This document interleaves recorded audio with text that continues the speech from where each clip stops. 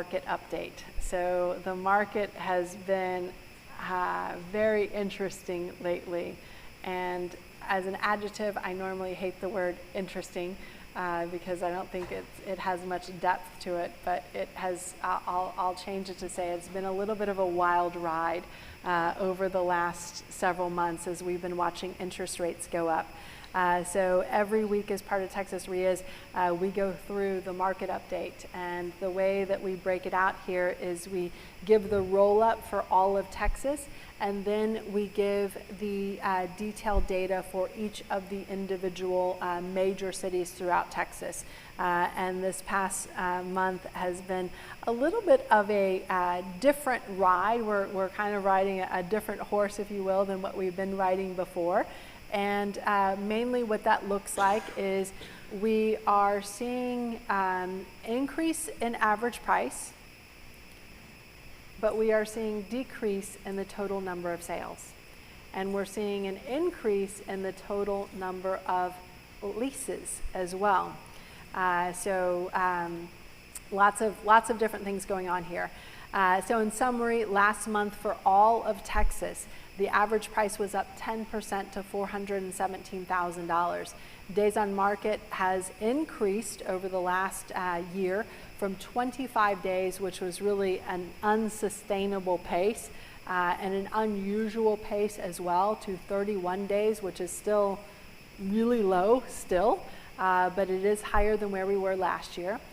We've grown our months of inventory from a 1.7 month supply to a 2.6 month supply.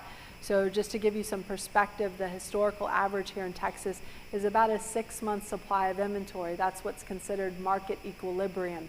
That's where it's not really a buyer's market, not really a seller's market. And what this means, so I know most of you guys are familiar with the concept of days on market. The concept months of inventory basically says if we were to stop listing houses right now, today, based on the current buyer demand that we've had over the last year, and based on the current inventory that we have in the system right now, active listings, how long would it take before we were completely out of any home to be sold? So right now, that is a 2.6 month supply. Last year, this time, it was a 1.7 month supply. And that's why last year, we were seeing those average price increases in about the 18% range for all of Texas, versus this year, we're seeing it in about the 10% range. Now, I did take a poll earlier before you guys all got here, and no one feels sorry for us. It's still pretty good. It's just not the same pace that it was over the last 2 years. So it will take some getting used to if you've been investing for a while, been in the industry for a while, so something to take note of. Now, I am a firm believer that if interest rates were what they were this same time last year, which is basically half of what they are right now, that we would probably be around a 1 month supply of inventory, that we would probably still be seeing price increases in the 15 to 20% range. But because we have had so many back-to-back interest rate increases, very high increases, and because we're scheduled to have even more, that's why we are seeing the number of closed sales coming down. So year over year, closed sales were down 12.4%. And another sort of interesting phenomena is coming into 2022, in the first quarter of 2022, we were seeing houses on average sell at 100% or more of the original list price. So you guys may have been familiar with bidding wars above list price, same day coming out 10, 20, 30, 40, 50, $100,000 higher. So now, instead of seeing the average at above 100% list to ask, we're seeing it at 97.4%, which is still very strong. Again, just not as strong as it was the same time last year. For the Dallas market, you're seeing those prices up 14%, so not as much as it was full year 2021, up 20%. But the total sales were down last month 10%. So about 8,800 fewer homes were sold in Dallas last year than what were sold in August of 2022. Months of inventory, the overall supply has gone from a 1.1 month supply to a 2.2 month supply, so supply has basically doubled. And active listings are up about 68%. So these are some big changes that we're seeing in the market right now. But I think in some of these markets, we're seeing sellers start to pull back. So we're seeing more expireds, we're seeing more withdrawals, and we're seeing more sellers just say, nah, I think I'll just wait, right? So that is going to cause the inventory to continue to stay low. And as long as the inventory is still low, what are we going to see with the prices? They're still going to be up, right? So sales price is more a function of inventory than anything else. Now, I will tell you, for example, in the Dallas-Fort Worth market, leases are up. They were up 25% last month. So a lot of the would-be buyers are now renters, right? And the lease price is up in Dallas, up 9% to $2,600 a month. In Houston, the average price, $411,700, up 9%. Talk louder? Okay, yeah. So up 9% year over year. Days on market were 27 days last year. They're 31 days this year. Closed sales down 17% year over year. Months of inventory has gone from a 1.7 month supply to a 2.5 month supply. And pending sales, which is our closest leading indicator of what closed sales will be as we finish the month of September, down 11%. But the leases are up, so are the lease prices. So that is a big benefit as well. For the Austin market, the sales price was up 10.8% to $630,000. Days on market has more than doubled, but again, 14 days was ridiculously unsustainable before. Last year we had a 1 month supply of inventory in Austin. Right now there's a 2.9 month supply. And closed sales took the biggest hit in Austin versus all of the other markets, down 23% year over year. Austin was also the market that took the biggest jump in sales year over year going into 2022.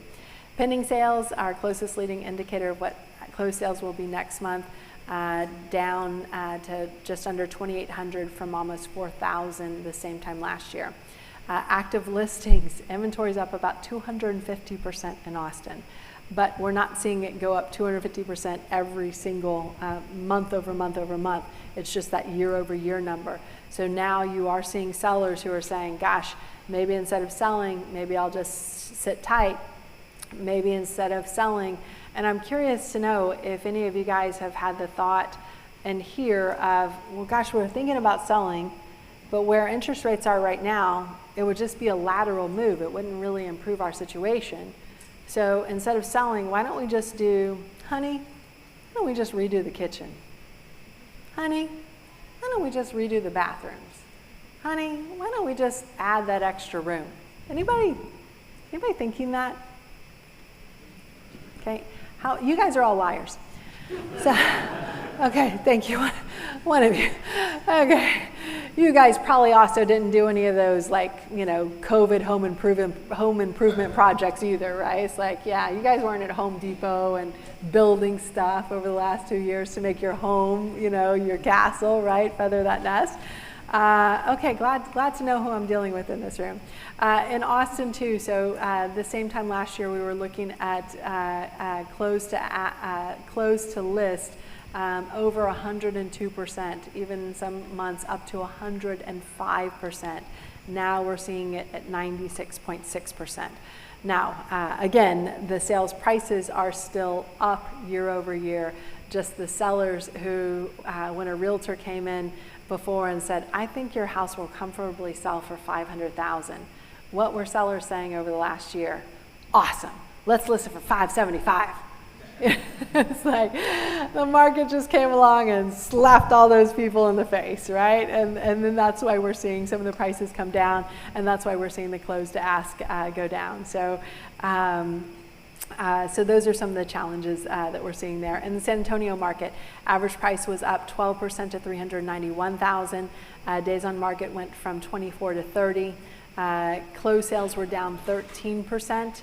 Months of inventory went from 1.8 months supply of inventory to a 2.9 month supply of inventory. Pending sales down about that same 10-11% range. And active listings up from 6,200 to almost 9,600. And leases in San Antonio also up 28%. Lease prices up 11%. So you see where people are going, right? So Akeem, you had said, yeah, I'd like to build a little bit of buy and hold inventory, right? So yes, you should do that because there's a lot of opportunity that comes out of buying and holding, both in creating cash flow as well as creating wealth. So that's a great opportunity when it comes to being a real estate investor. We can always shift into several different strategies to make sure we win no matter what the market is serving up.